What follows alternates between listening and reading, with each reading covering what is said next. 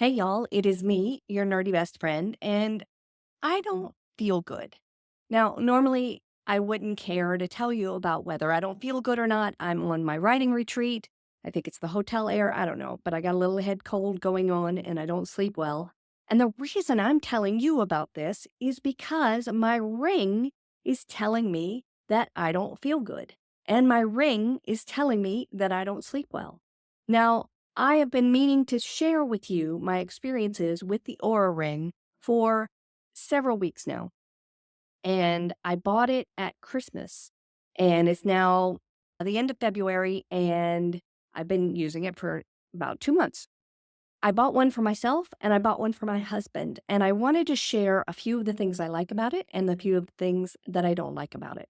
So, it's telling me that I don't feel good. So let me show you this. Here is a note from there. I will put it up. It says major sign of strain. Your biometrics show major signs of something straining your body. I don't feel good. And then it says your sleep sucked. And I'm like, I know my sleep sucked. I know my sleep sucks a lot, especially when I'm on the road.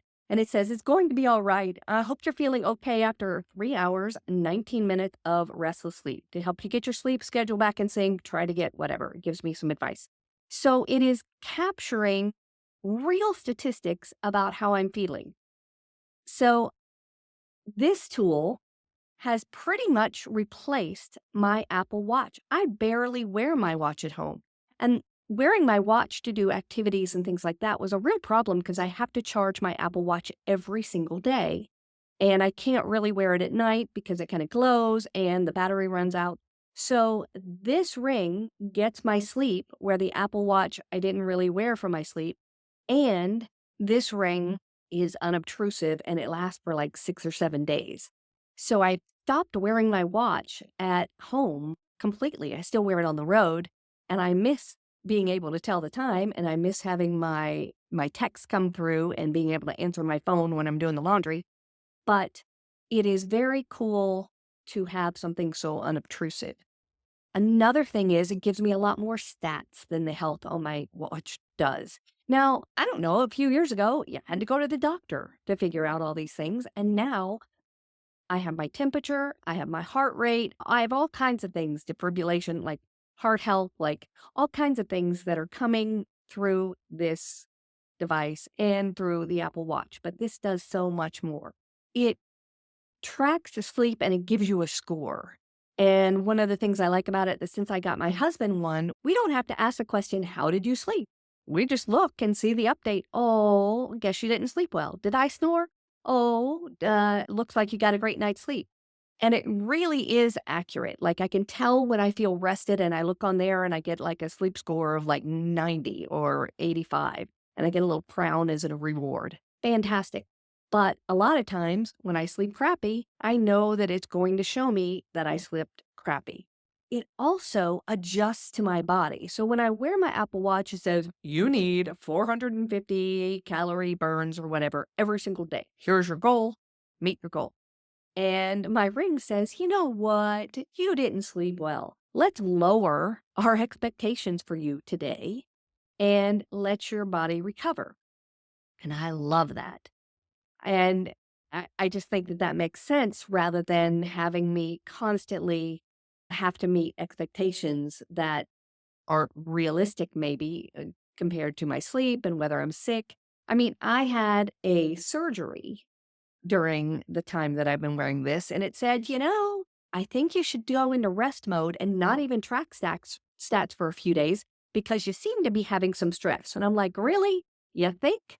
I'm in the hospital. So it helps me kind of give myself a break and not have this expectation for complete healthy. Now, here's some negatives.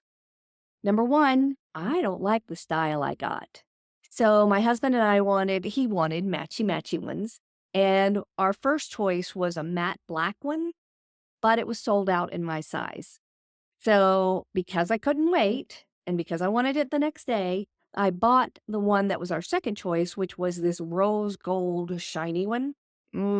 It is not good. I don't like the way it wears. It always looks it looks cheap to me. It doesn't look really special, but we have matchy ones, so that's cool. But if I were to do it again, I would totally get a matte one because I think it would look better most of the time. Another thing is that you have to measure your finger in order to buy it, and that is nerve-wracking. I have lost some weight in the last year and a half, and none of my other rings fit, right? So buying a ring that I can't resize because, that's where the sensors are inside was a little nerve-wracking for me, and when my fingers get cold or hot, sometimes it doesn't fit as well. You have to get a little ring kit or you have to go in and get the size that you want because it's not a standard size. Another thing is, I told you that it's got a lot of stats. I get obsessed about the stats. Sometimes I look at it and it says, "Your body is stressed. You are stressed. You better take it easy." And I'm like, "I didn't know I was stressed. Thought I was doing just fine." But then I'm like, "Oh, well, maybe I'm stressed." So I'm letting that influence me. Yes, I slept bad. Got that. But when it talks about some of these other things, I'm like, and then I check it all the time to see some of these other characteristics, like being stressed or how I slept and things like that. And I don't need to. Another weird thing is that it glows in the dark in different colors, right? So I'm sleeping and DJ's sleeping, and I look over and his finger is glowing. I think it comes on and it measures certain things, and sometimes it's green, I think, and sometimes it's white. I don't really pay attention, but I'm like, we have glowing fingers in the middle of the night. Kind of weird. Another thing I don't like about it is it's expensive. We paid extra for the rose gold, and I think it's like $400, $500 each, 3, 4, I don't know. It was a lot of money. I kind of blocked it out because it was Christmas and a Christmas gift, and this is for my work. So I went ahead and bought them. Plus, not only is it expensive to buy, but to get all the characteristics of it, you have to pay a fee like $70 a year, $60 a year, just for the right to get all the stats. So I'm kind of bothered by that. I think that that's unnecessary, kind of greedy of them to make you do that. I wanted to share my experiences with you and I wanted to share this review. Do I think it's worth it? I think it's fascinating. I don't think it's necessary. I know when I don't sleep well. I know when I'm not feeling well, but I do like tracking my sleep. I do like tracking my activity and getting encouragement to do that. My watch used to do that.